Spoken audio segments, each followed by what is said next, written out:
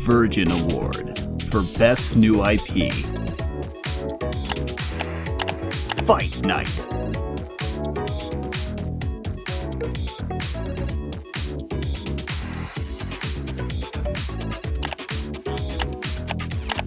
Loop Hero.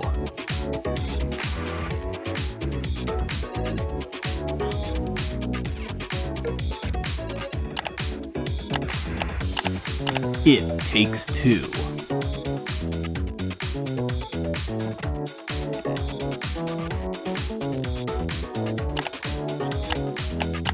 Cruelty Squad.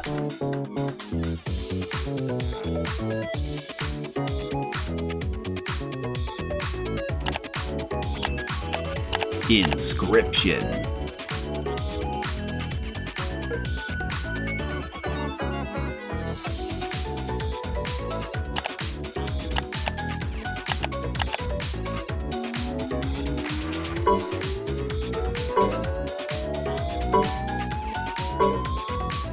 Cruelty Squad.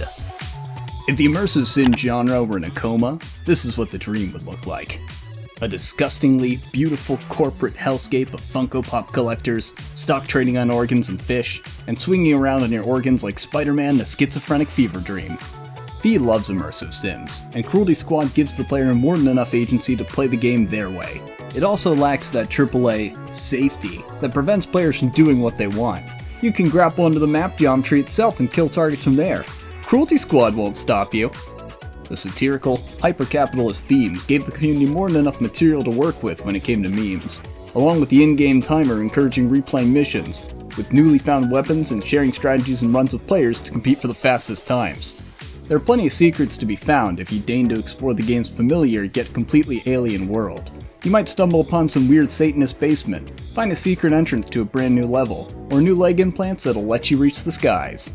It does everything it needs to make this weird LSD hellscape feel just like home.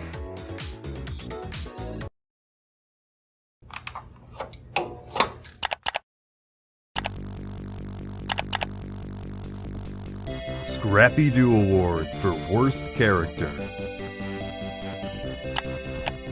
Sylvanas Windrunner. This was beyond life and death. There was no other path to true freedom. Juliana Blake. Shit, just once, please. Can you try your hardest to make this interesting? Whoa. What the fuck is this? Carnices. Echo 216. Did you find the weapon you were looking for? What the? Celine Bassos.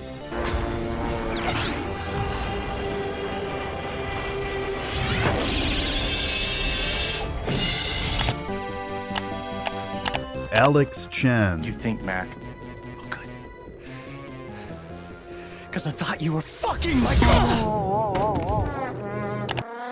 Well, you got mail.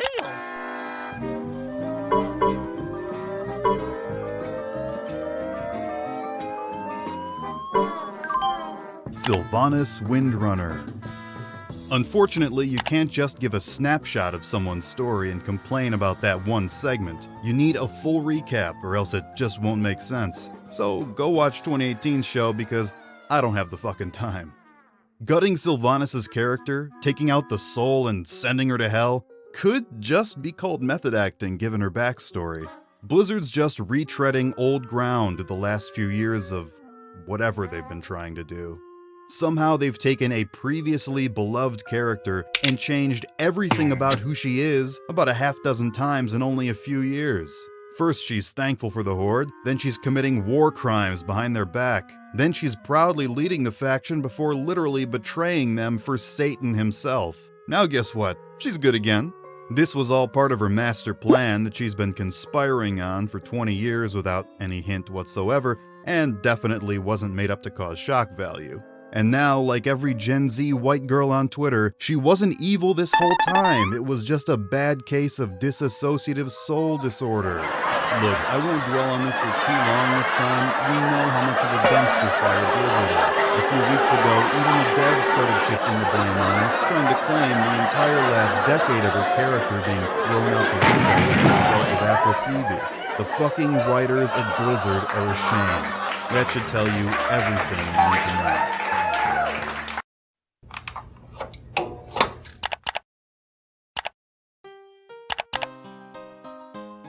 Initial V Award for Best Vehicle of All Time. Warthog.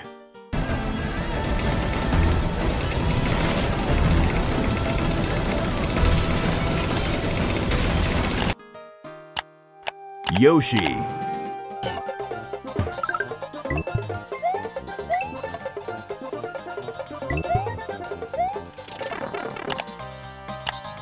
Chocobos.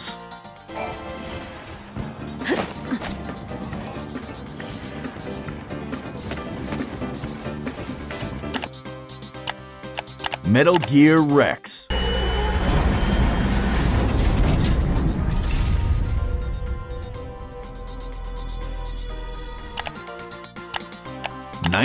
'60 Cadillac Eldorado. Hey, it's time to make some crazy money. Are you ready? Here we go. Yeah.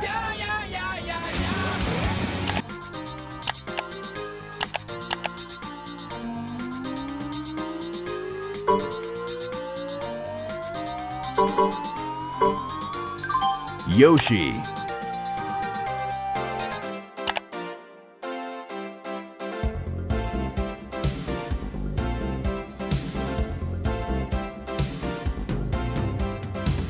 Man walks down the street, he's a simple plumber from Brooklyn. What's a plumber, what is Brooklyn? What's it doing in dinosaur land? I'm having some trouble here lately. The Coopers came on vacation, put me here in this tiny egg, and suddenly my friends all gone. Ruined the summer barbecue, and I could've shared, there was plenty more. Mr. Brooklyn and brother, you see you got your princess maybe. Sweet Charlie Corporation is in order. And if you're Super Mario, I can be your new best pal. You can call me Yoshi, I'm kind of in a jam. Can you help me out? Help me out. If you're Super Mario, you can call me Yoshi. If you're Super Mario, you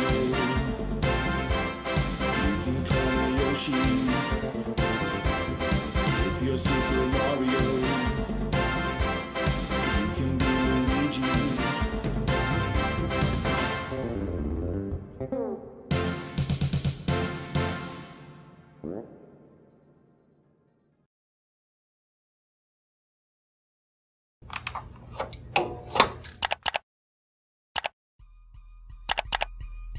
Press X to win the award for Worst Gameplay. Battlefield 2042.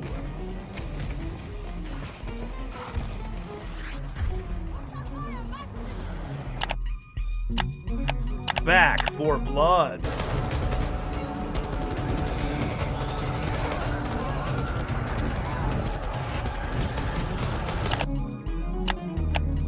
Grand Theft Auto Trilogy.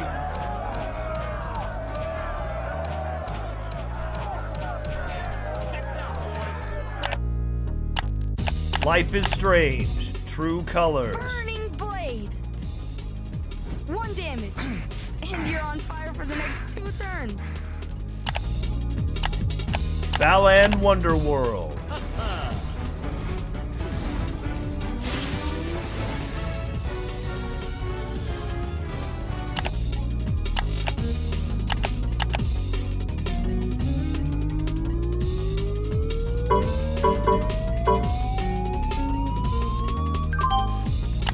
Balan Wonderworld.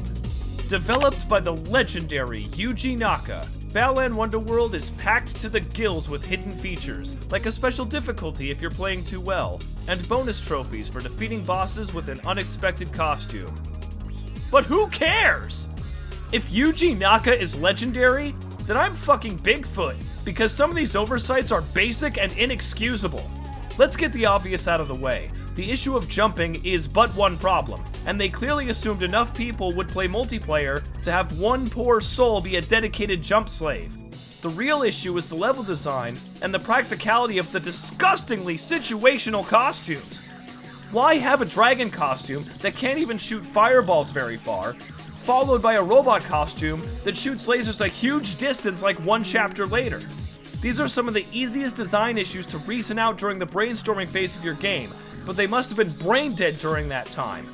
All of this was deliberate. Yuji Naka wasn't drunk when he did this, no sir.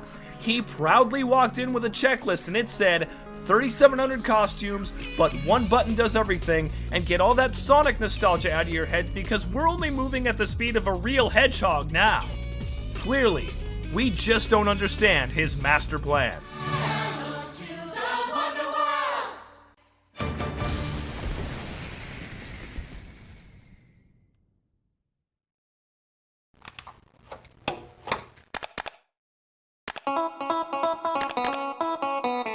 IP Twist Award for Best Implementation of an Old Franchise. The nominees are Psychonauts 2, Wait! I can explain! Neo, The World Ends With You,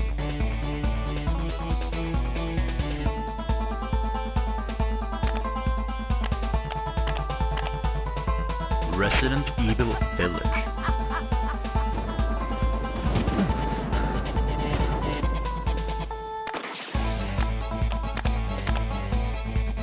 Shin Megami Tensei 5,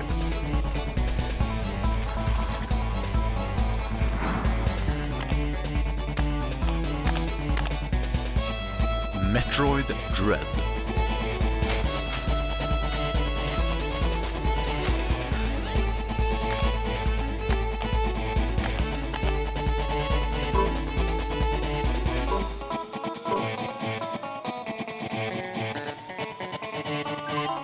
Metroid Dread.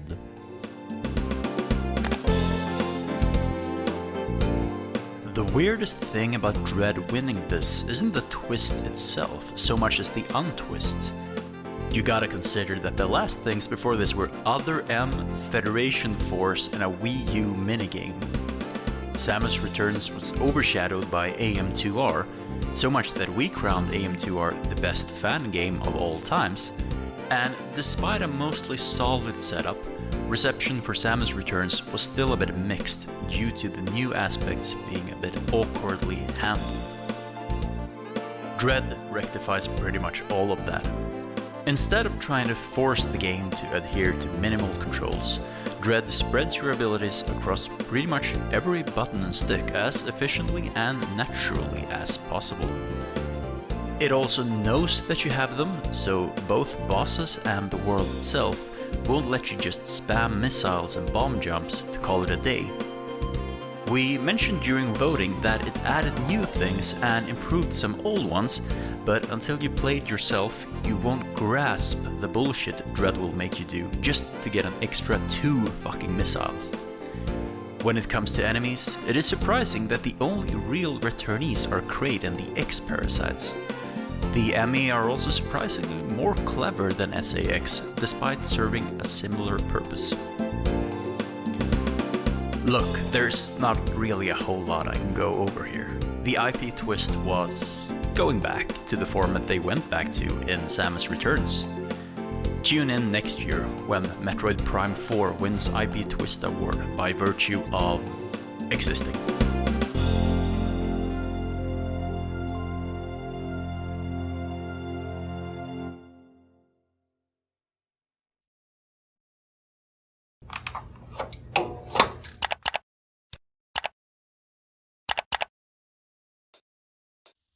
Guilty Pleasure Award for the game I like but V hates. Final Fantasy VII Remake, Intergrade.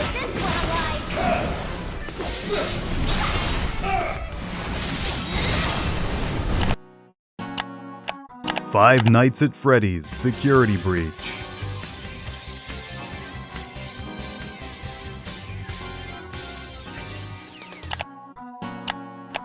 Mario Golf Super Ghost, Rush. Princess Peach, Donkey Kong, jetpacks, and a ginormous egg that squashes people.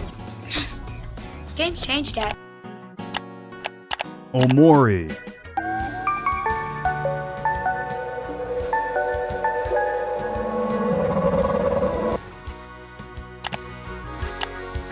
Eve 9, Monstrum Knot. The full moon's loom. You would do well to prepare yourselves.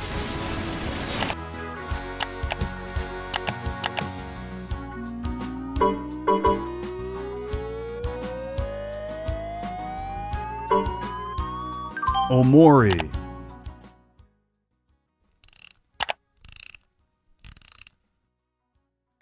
Look, V, I've been here all summer, and I know that you guys can be some of the most jaded, cynical people in the world when it comes to video games. I don't blame you for that, but I gotta say, moments like this really make me think you've got a bright future ahead of you. Omori had all the hallmarks of a future pixels or art champion.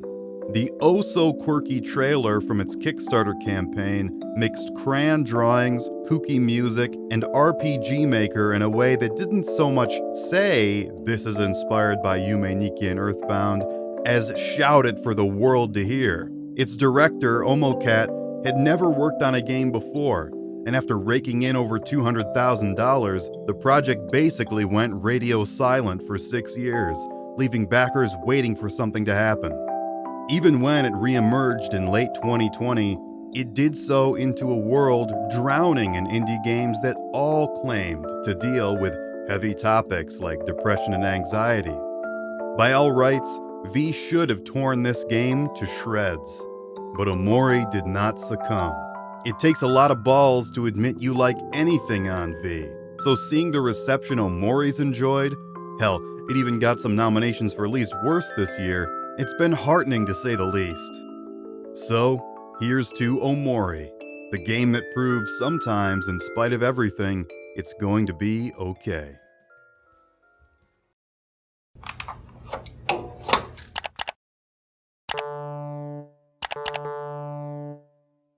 Horse Armor Award for Best DLC or Update. Disco Elysium, the final cut. I was just speaking about his connections. Let's change the subject, okay? Deep Rock Galactic, Rival Incursion.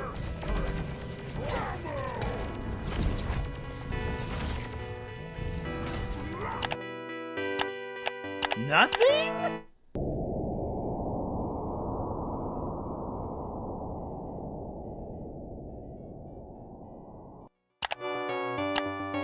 Super Smash Bros. Fighter's Pass Volume 2.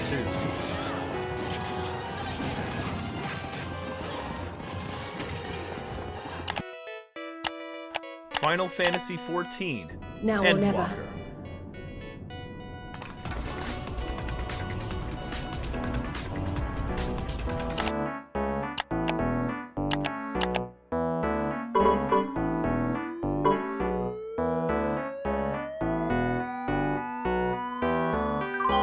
Nothing? What the fuck do I put here? Nah, fuck it. No. It's an undeniable reality that concepts like DLC, microtransactions, and games as a service aren't going away anytime soon. And it seems V's opinion hasn't changed since even the days of Horse Armor. They're fine. shit! A lot of these nominees were free, and extremely high quality. But that doesn't excuse the rest of the industry. Nothing is better than your favorite Vidya having cut content. Nothing is better than paying microtransactions for gun skins. And nothing is better than paying $20 more for a game that should have been out day one. Fuck these devs that keep hunting whales like Japanese fishermen. Fuck the industry. And fuck everyone who supports it. Industry Crash 2022, let's go, boys! Congratulations, Endwalker. You were almost better than nothing.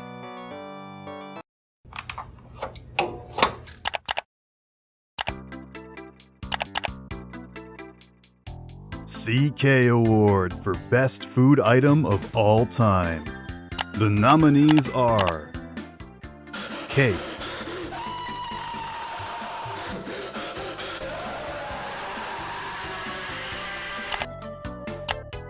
Big Smoke's Order, 2 number 9s, a number 9 large, a number 6 with extra dip, a number 7. The Sandwich, just posting ass on your face. Hey. I need to eat banana. Lon Lon Milk,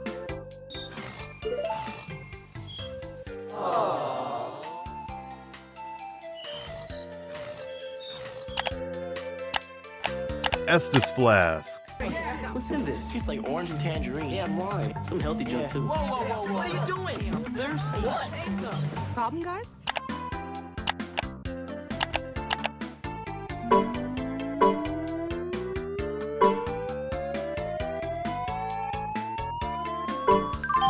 The Sandwich, Choroso!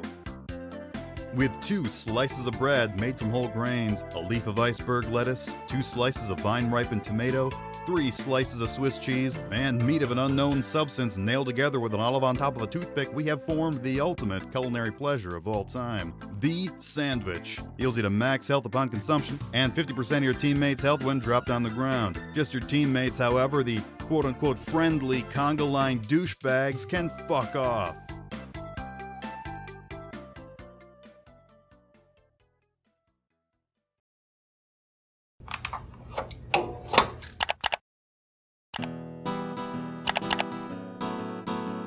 Absolute state of play for biggest technical blunder.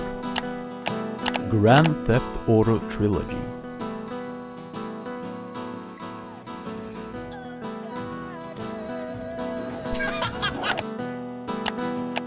Battlefield 2042.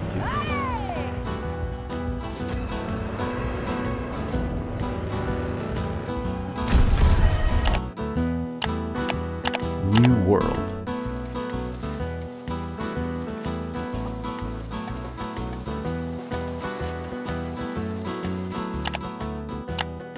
eFootball 2022.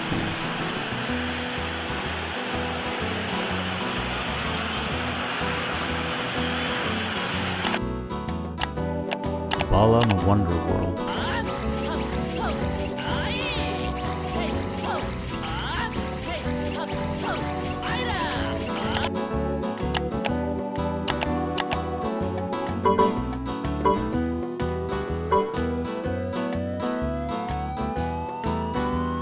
Grand Theft Auto Trilogy.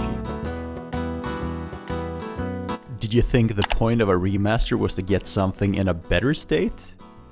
Wrong. They kept all of the old crashes, mesh failures and no clips intact.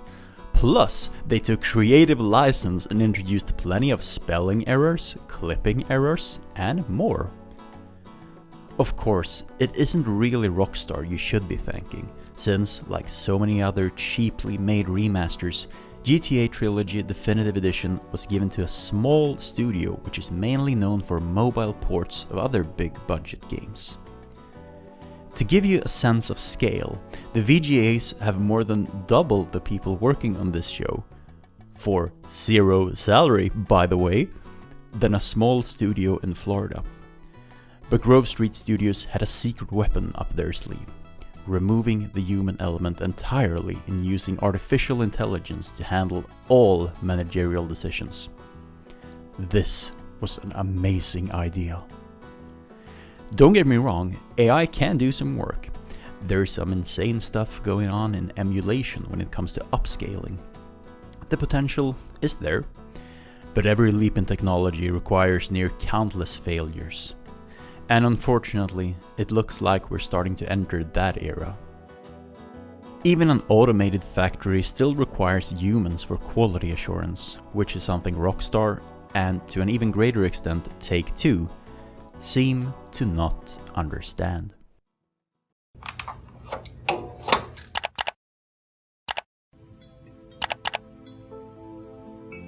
Kamige Award for Best Euro Game. Black Souls 2, Crown of the Lion and Unicorn.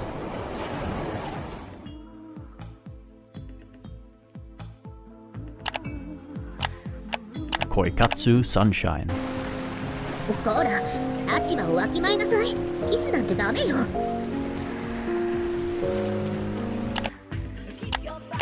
Asylum.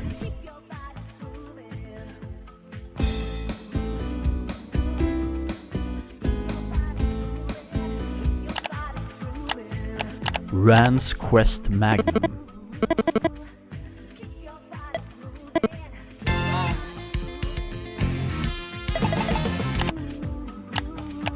Full Metal Demon Muramasa.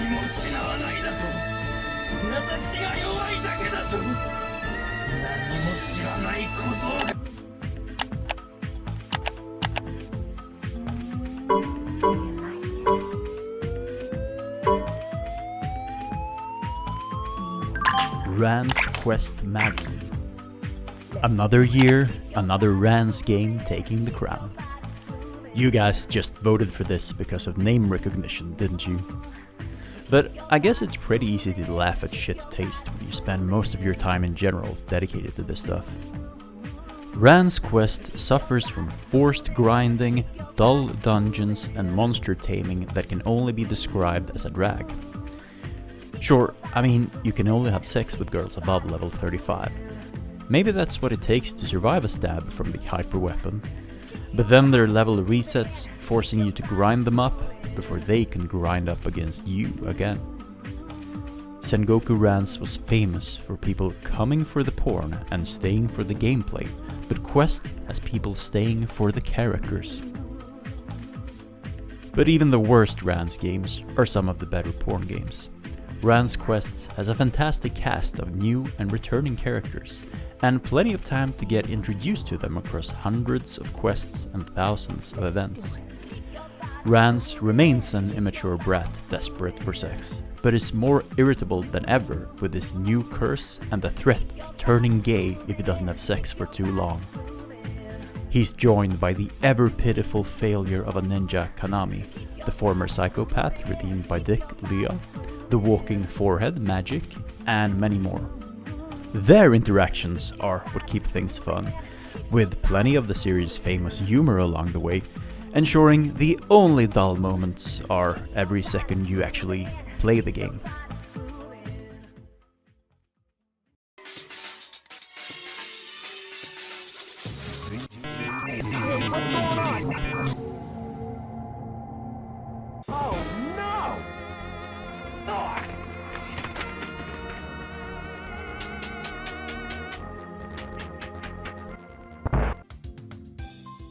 Here they come!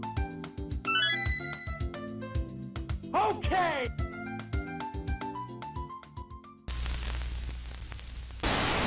And we're back with the only show that brings you video game info from all four hemispheres. It's Gamersphere, a Vidya Global Association production. Que pasa, amigos? Get set, because it's time for the viewer-rated Best Game of 1991 award. Let's head over to Italy and see our finalists. Buonasera, Vidya lovers around the world. Here are your finalists. 12 went in, but now only 5 remains. We'll zap through them while the tally in Japan is wrapping up. Japan! Sonic the Hedgehog.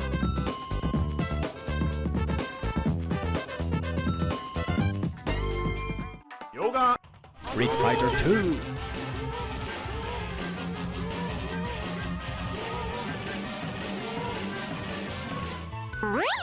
Super Mario World.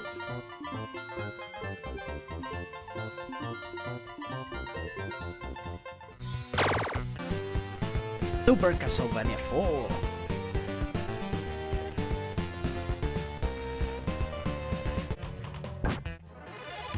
Final Fantasy 2.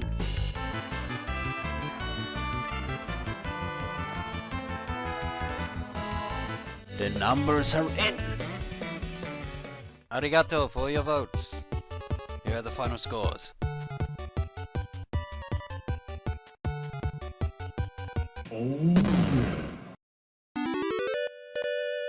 It's Super Mario World! And now our lucky contest winner gets to read the victory speech. Hit it! The Italian Stallion is back, and no, not Rocky. That's right. Mario has returned for his first ever entry onto a 16-bit console. This time with enough star power that he'll leave you saying, Macaulay who? But the question is, will it be enough to dethrone Sega? Mario's adventures now take him to the world of Dino Land, which sounds right at home for the King of the Koopas himself, if you ask me. Bowser has once again kidnapped Princess Toadstool, and it falls on Mario and Luigi to rescue her by blazing through 7 new worlds. But there's more to Dino Land than just what you'd expect. Hidden exits, a secret world, and even ghost houses. Whoa, don't go bugging out.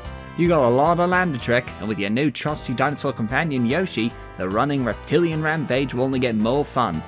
Gone is the item inventory from Super Mario Bros. 3, unfortunately. But now, you can store power-ups to use anytime you want in the levels themselves. Whoa there Mario, mind the gap! With new moves, items, and enemies, Mario's first foray from the Mushroom Kingdom is no walk in the park. There are 96 levels to conquer. It might take you until 1996 to beat it. Super Nintendo might still have a ways to go before it catches up to Sega, but it just goes to show that Nintendo isn't quite out of the game just yet, and that's why we think Super Mario World is the best game in 1991. Comrade! It's time for commercial, but when we return, ali są specjalni. To skoro skryczy, Vega A!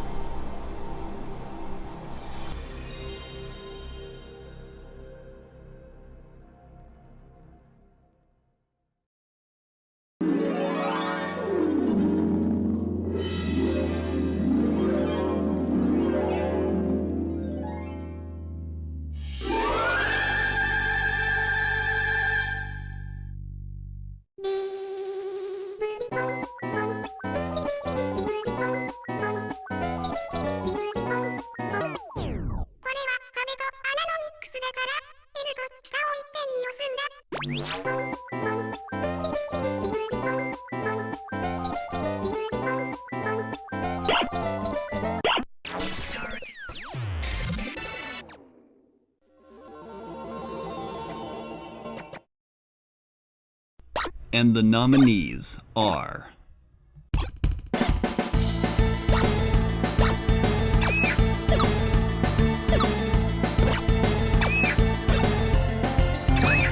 Over time, most things fade away. Isn't that right? All of the memories dissolve before. Your head and hide with your crown.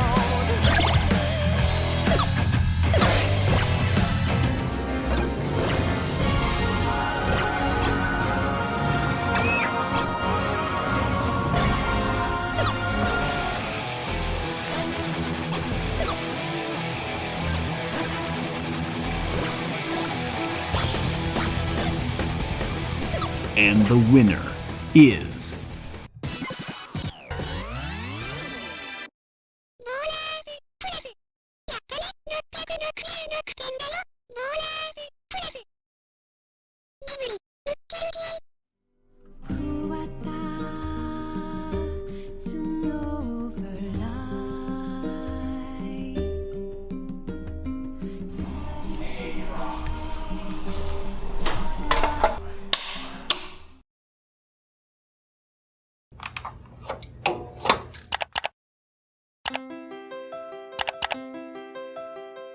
Pixels Are Art Award for Most Pretentious Indie Game.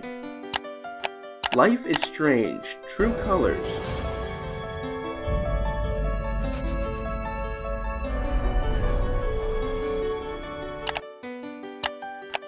12 minutes. I'm not lying. I just said no more games. I forgive everything, all of it. Things like this just don't get forgiven. Boyfriend dungeon.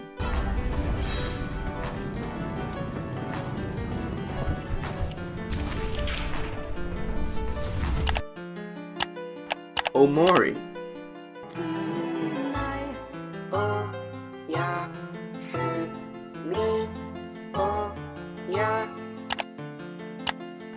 Deltarune Chapter 2.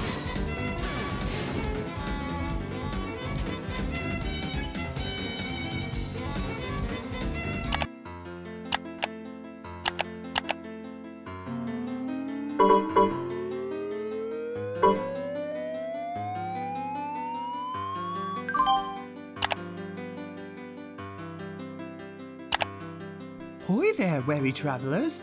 Dare thee enter Life is Strange's magical realms? Dost thou wonder if this empath and Historia are exempt from the usual cliches and hella realistic teenage dialogue that always happens in these games? Well, you can all read the title card. Yeah, of course it fucking won. There's an embarrassing 50-minute long LARPing segment where the final boss literally becomes the game's main antagonist. Probably because the developers wanted the player base to take reason damage in real life. I'm cringing so hard, it gave me scoliosis. As if the indie rock record store your girlfriend works at wasn't enough of a dead giveaway that their games only succeed when it features weed-smoking, high-minded layabouts. Instead, we get a shitty detective story where the big narrative twist, in a move that will make Randy Pitchford jealous, hinges on finding the USB stick of a corporate shill. And honestly, I think I might be an empath too, since I felt the frustration of the protagonist when she survived getting shot in the head and fell 50 feet down a mine shaft, a feat that made everyone who played the game say, "What in the goddamn?" Oh wait, that's just the frustration from having to play through this meandering, pandering, shallow mess of dribble spewed out from some 24-year-old's Kotaku article. Now I've seen this game's true colors, and when they're not bland, they're downright shit. Fuck this game.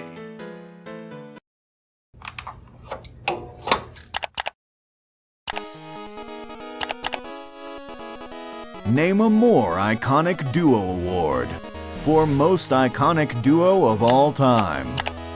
Solid Snake and Otacon. Go! Falcon Punch! Falcon Kick! Mario and Luigi.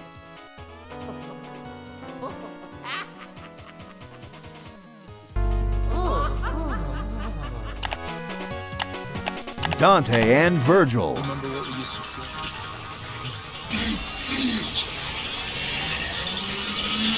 Jackpot. Sonic and Tails. Don't you cry, 'cause you'll be in my heart. Kiryu and Majima.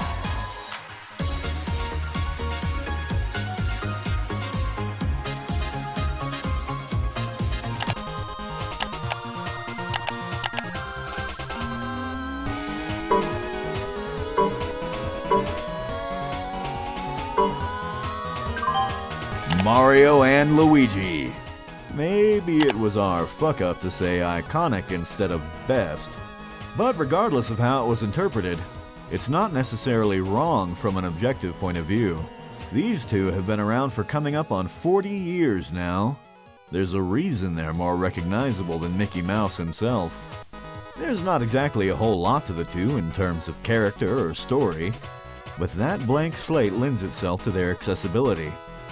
No matter where you are, who you are, or what kind of person you become, you can't hate two little Italian dudes. When you have a dynamic that goes without saying, you can't get any more iconic than that. I can understand if some weebs out there are frustrated that Reimu and Marissa didn't win, but look at the bright side. At least now they'll remain untouched by average people for at least a little bit longer.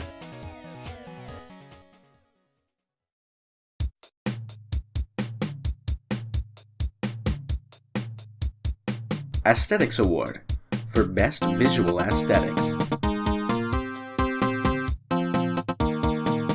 The nominees are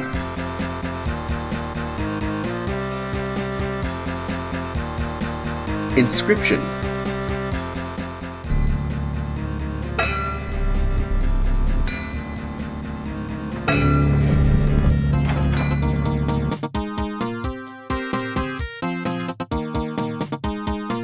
Psychonauts 2.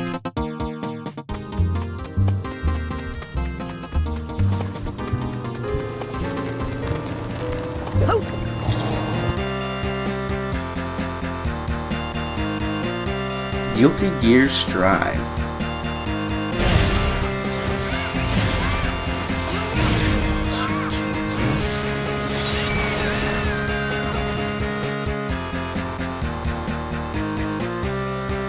Cruelty Squad.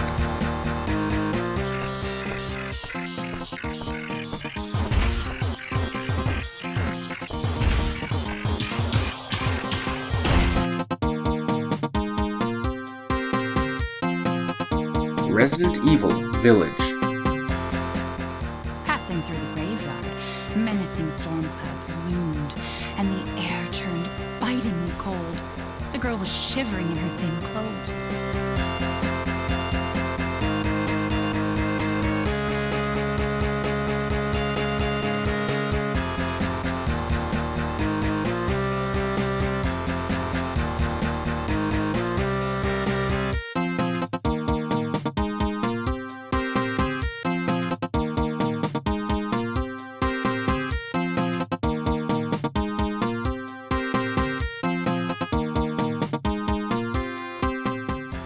Alright V, you got us. Here's your choice for Best Aesthetics. To say it's an interesting choice would be an understatement. I mean really, the visuals go without saying. Or maybe not. All the characters got a bad case of the Jaggies, PS1 style. The walls and floors conflict and have eye-searing colors. But you can tell which is which. Make no mistake. Out of all the things Cruelty Squad is, it is not that it's hard to follow or navigate. As well as looking weird, it also accomplishes its unique look in tandem with being coherent. Honestly, Cruelty Squad is actually really refreshing in a way. It's well made enough not to be amateur. It's fully playable, and you can't say it looks samey. It tries to bring back that feel of crudely made games from the Game Hippo / early Newgrounds era, where the devs had more vision than technical abilities, while still making a competent game in and of itself. And that's all V really wants from a game, quality and fun aesthetics. Now, I'm redesigning my battle station, V. Tell me what you think.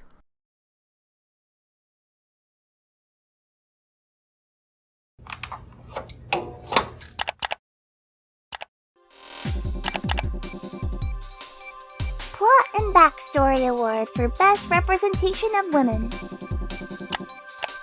Near Replicant.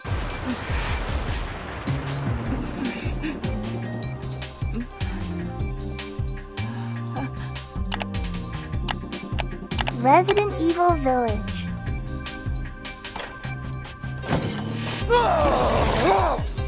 To hell with the ceremony! Metroid Dread.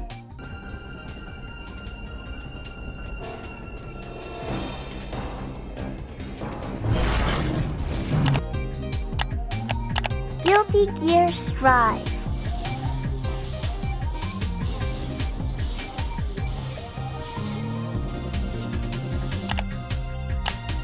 Atelier Ryza 2.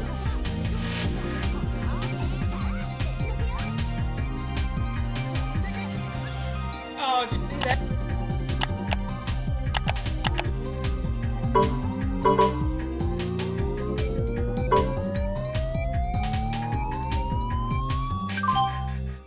Resident Evil Village. This year was a fetish year. Let's be real. Vampire chicks, tentacles, mute girls, status, gore, giants, and even delicious doll joints?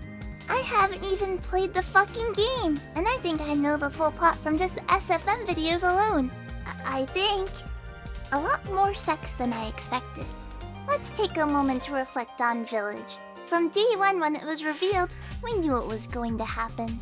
Even Capcom officially acknowledges how many people want to get sucked and fucked by the vampire girls. Old lady Dami mommies have always been a weakness of V, and recently the rest of the internet has started to take notice as well. But no matter how many porn artist bills Dimitris manages to pay, you just can't ignore all the other fetish fuel this game pumps into you. Angie the puppet harkening back to 4chan's love of Rosen Maiden, her mute caretaker Donna, and her weird, deformed face. The sadomasochistic gleesome threesome of Bella, Cassandra, and Daniela. Even a sexy mold girl contributing to the mold in that sock in the corner of my room. The game's got a little something weird for everyone, and that, my friends, led to Resident Evil being voted as the best of the breast.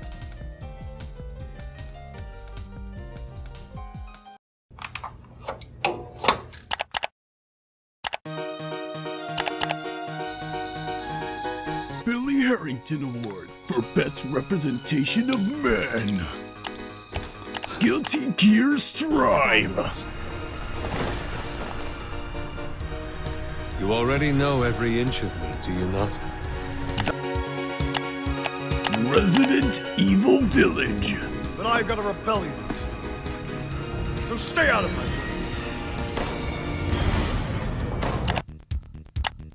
No More Heroes 3. This is no bug. You assholes! Are you Henry's buddies? Near Replicant.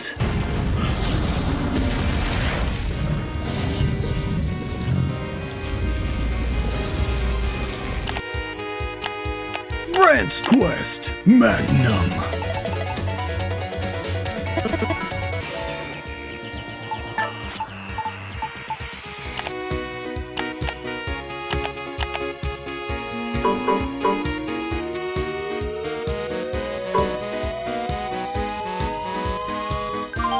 Rant's Quest Magnum. He came, he saw, he came again, he conquered. What do you expect? The guy's name is Rance. You get the pun right. You have been studying your Japanese, haven't you? Rance may be the star of the show, the main attraction if you will, but every good hero needs a supporting cast. And Rance has plenty of fellas to watch his back while he's in the sack. You've got Rick the Dick, putting Nahabito's stubby stumper to shame. Rocky and his chiseled chin, standing firm like the marble form of a Greek god. Even the clergy isn't exempt, with Bishop Malordling worshipping his waifu and offering some friendly refreshment.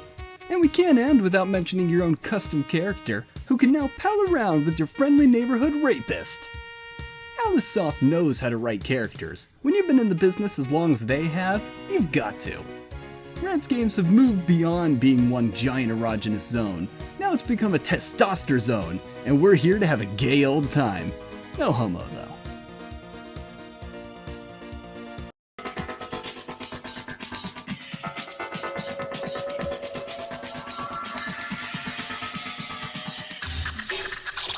About breakfast. The V2K Award for Wrong year. God damn it. Much better. The most interesting thing of 2001 for Best Game of 2001.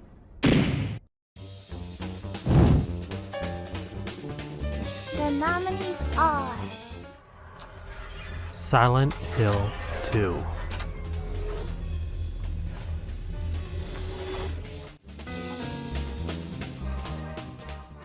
Super Smash Bros. Melee.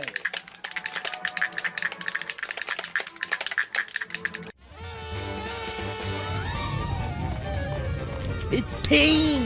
Whack 'em!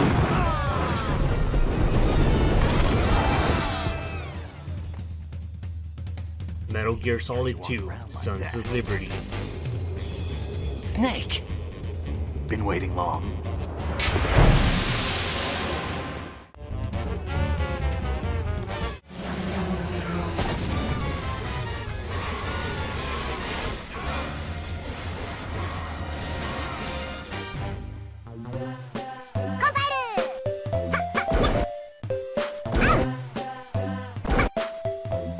Yo, Devil May Cry, let's go.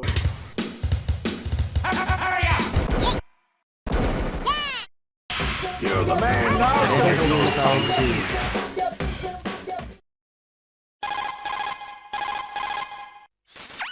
Raiden, are you receiving? We're still here. Where are you? The same place we've always been, genius. You have rookie eyes. They're transplants. Shut up, bitch. You can't hurt what you can't see, Raiden. And an AI as advanced as myself is always behind at least 7 proxies, checking your Pornhub history for hentai. You want to control human thought? Human behavior? Of course. Do you remember, Raiden? How you used to post pictures of lizards that you handcrafted out of beads? Pepperidge Farm remembers. Who is Pepperidge Farm? Your data is being farmed out, Raiden. Millions of robots are learning your habits and feeding you advertisements. Your bead lizards will expose your personal truth and tell us more about you than you could ever hope to discover from within your own fleshy husk. This exposition was brought to you by Dr. Pepper. Doctor who? I don't have a doctor.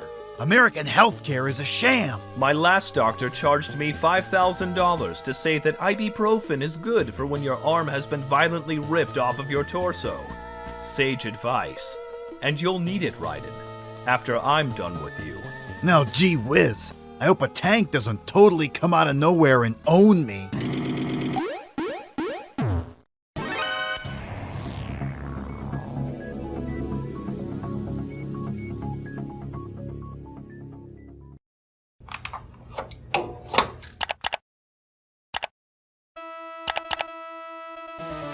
Hate Machine Award for Crimes Against Gaming.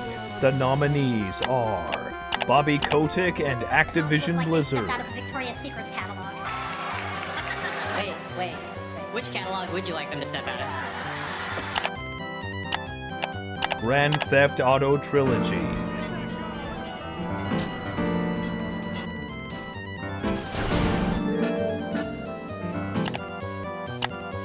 NFTs.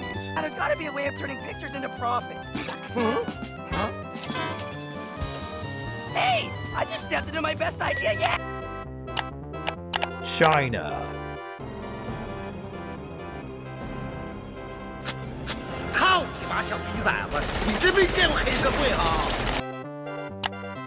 SJW.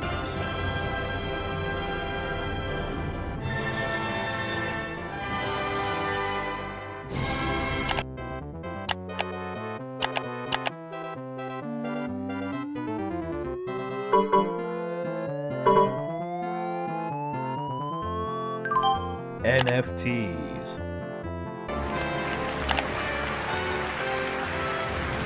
Loot box coin is the world.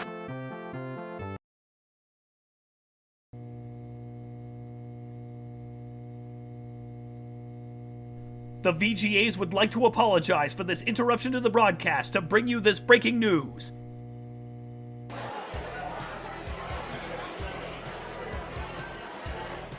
NFTs are dog shit. The gaming industry has tried for nearly 2 decades to squeeze more money out of people for less product. And here's the newest hot garbage cash grab they've come up with. Digital items, but on the blockchain.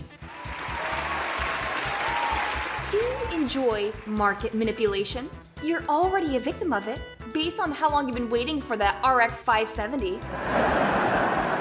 Better log on and get those gun skins, friend, because play to earn is in. And what better way to reward your terrible neat lifestyle than darling Ubisoft senpai handing you a small cut to keep their newest shitty multiplayer FPS alive.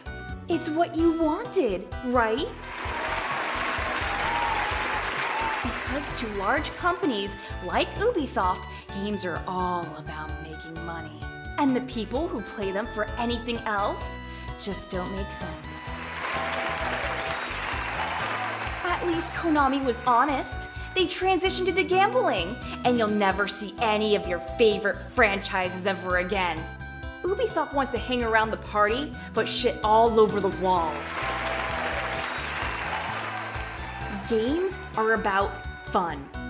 We use money from our miserable jobs to buy them. Don't turn our hobby into another fucking job.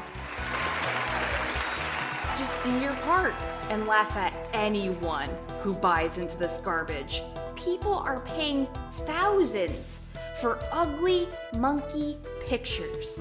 If that isn't worthy of ridicule, nothing is. Thank you very much. Thank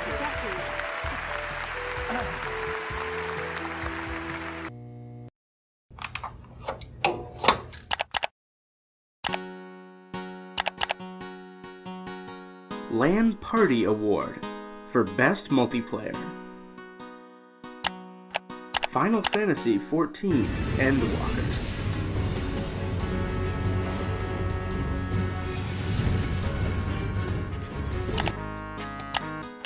Mario Party Superstars.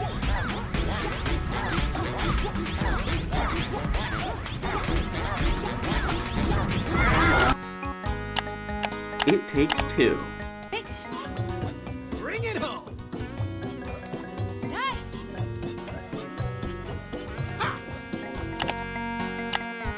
Monster Hunter Rise.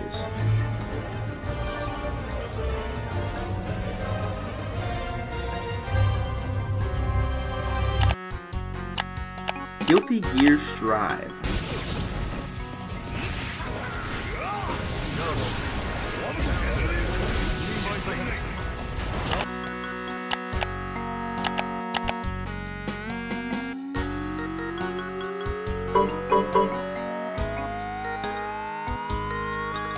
Monster Hunter Rise. Even since the PS2 days, Monster Hunter has always been centered around hunting with the lads, whether online or offline. It's fun enough to hammer smash a monster in the face alone, but there's something special about putting it to sleep while everyone drops down mega barrel bombs and blasts it to hell. There's plenty of games where you can work together and or compete against each other, but most characters in those are generally kept equal, or at least balanced. In Monster Hunter, any player can specialize in wildly different specialties, despite using similar weapons and armors. When the name of the game is hitting some giant lizard with your grug stick, you don't need to keep reinventing the wheel. But you can bring your friends and your well-done steaks along to the barbecue. Especially when everyone brought their own Spider-Man web slingers and each lobby is packed with pets. Share a pint of Tansian ale as you chow down on one of our master chef's delicious berry-safe dango. Because a new game means new ways to get your ass carted back to the weenie teepee.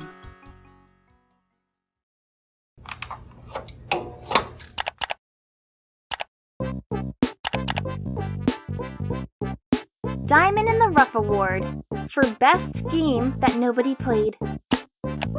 Super Robot Wars 30.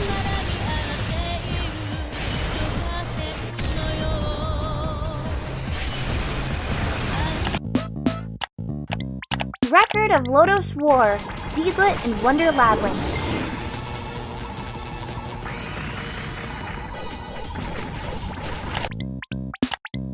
Ghosts and Goblins Resurrection.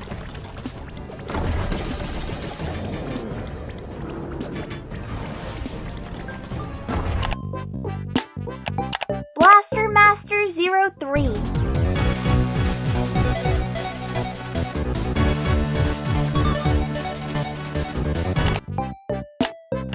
The Forgotten City. Straight as spoken. I'm gonna enjoy killing you, old man. The many shall suffer.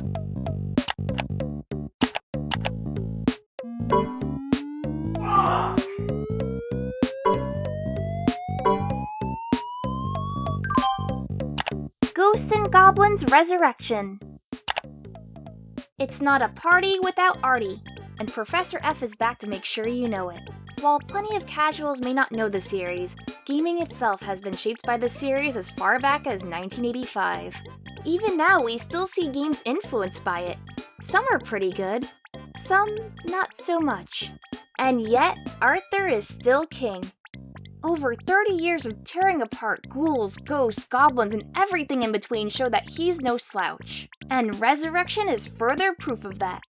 The magic system has been reworked for the better, and there's plenty of passive skills to make the journey easier. Ironically, you don't need any of that to even beat the game. No amount of level ups or power ups can replace your skill and the power of your two thumbs. That's gaming at its core. It's what distinguishes it from books, music, TV, and movies. Even if you watch someone succeed in a game, it won't ever match the high you get when you do it yourself. It's an inherently masochistic medium that makes you work for your enjoyment. It's not the princess that keeps you going, not world peace, not even a high score. It's the thrill of conquering. It's what separates the casuals from the hardcore. No matter how many times you lose, you keep going until you win. And in this game, you will lose. A lot.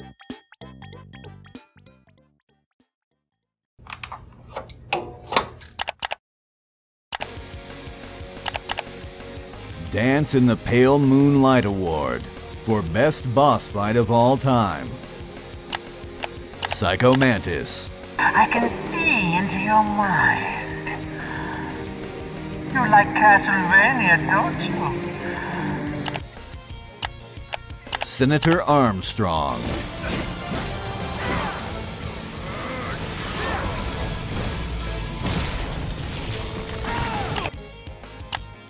Jetstream Sam.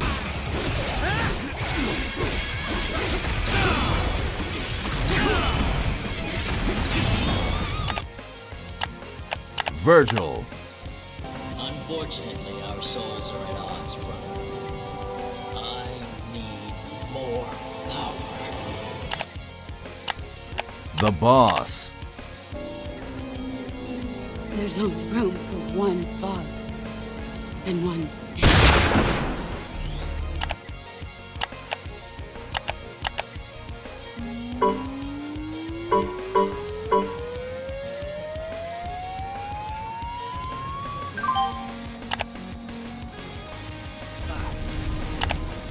You're right about one thing. I do need yous and votes. Wanna know why? I have a dream that one day every boss fight can be as good as me. A game of the truly skilled, damn it. A boss fight with action, not tutorials decided by skill, not numbers. Where the gamer can truly feel challenged, not pandered to. Where developers and designers make their own choices to suit their own vision. Where every dev is free to think, to act for himself. Fuck all these lipstick journos and chicken shit executives. Fuck this 24/7 internet spew of acceptance and accessibility bullshit! Fuck Gamers Rise Up! Fuck the media! Fuck all of it! Vidya is diseased, rotten to the core. There's no saving it. We have to pull it up by the roots. Wipe the slate clean. Burn it down! And from the ashes, a new Vidya will be born! Evolved but untamed! The weak will be filtered, and the strongest will thrive. Free to play as they see fit. We'll make Vidya Games great again! The hell are you talking about? You still don't get it. I'm winning the VGAs! So I can end cringe boss fights. In these new Vidya games, gamers will fight and play because it's fun! Not for items, not for completion, not for what they're told to do. Every gamer will figure out the game in their own time.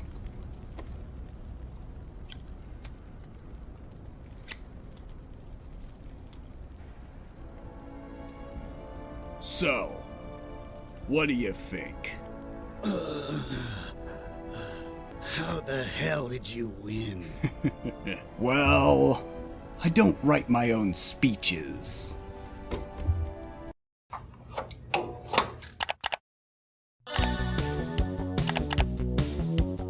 Most Hated Award for Most Hated Game of the Year. The nominees are Back 4 Blood,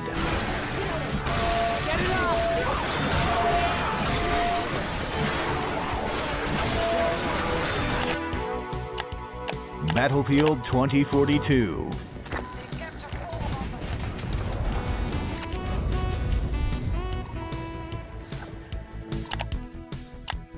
Balan Wonderworld,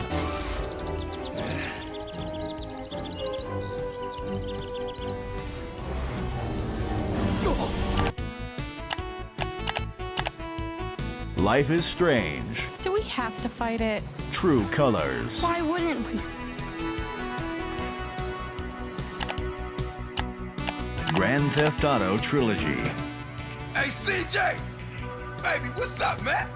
What's happening, Smoke? Chillin'? Wanna go for a ride? Yeah. and the winner is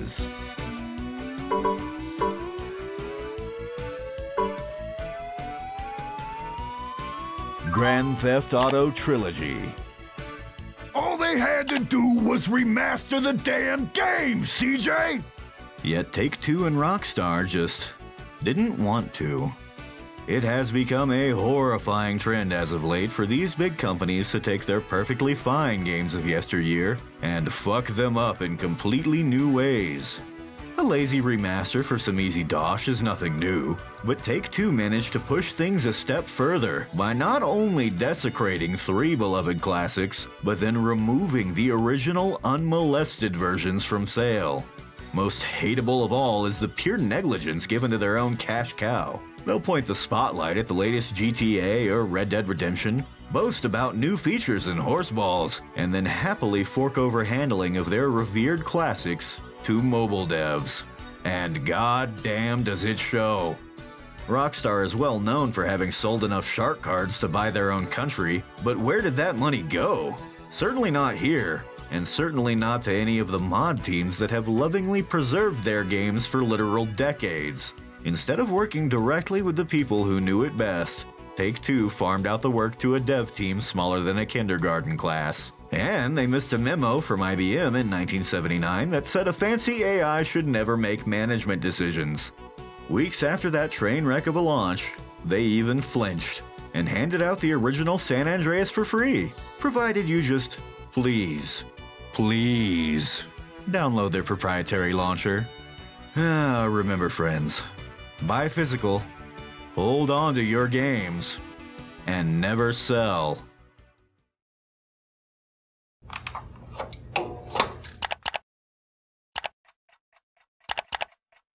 Least Worst Award for Least Worst Game of the Year. The nominees are Near Replicant, There are shades here too? She'll never make it out of... Cruelty Squad,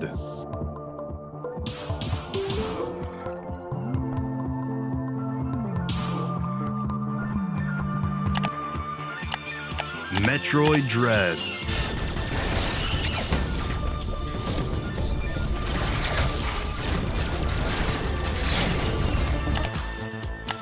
Shin Megami Tensei 5, You don't want to eat me? Not a lot of flavor, you know? Trust me!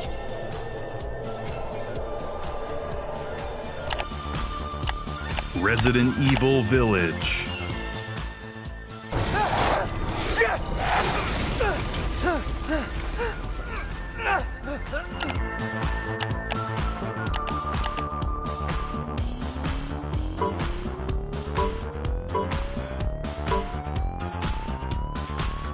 Metroid Dread. Out of a year of duds, V chose to fall back on the tried and true, a 2D Metroid game. Dread is a return to form for Metroid, and in more ways than you'd think. Yes, it's back to the original story. Yes, it's back to the original gameplay style, resurrected a few years back. But Dread's been in the oven for almost 2 decades now, and it coming back in the hour of need is a sign that maybe Nintendo cares about their other games after all. Falling back onto the classic gameplay of Super Metroid, Dread doesn't fuck with the platforming or the combat. You don't fix what isn't broken after all. Instead, staying true to the name, it adds an element of fear and stealth, evading deadly enemies that are near unstoppable, creating a perfect trifecta of these 3 gameplay elements and combining them together into one thrilling experience. It's just a game. A fun, classic, not too long, not too short game. No DLC, no amiibo fuckery, no ham-fisted agendas or obnoxious gameplay tropes. It's a classic video game, brought to you by some literal Who Spaniards doing Nintendo's job better than Nintendo themselves.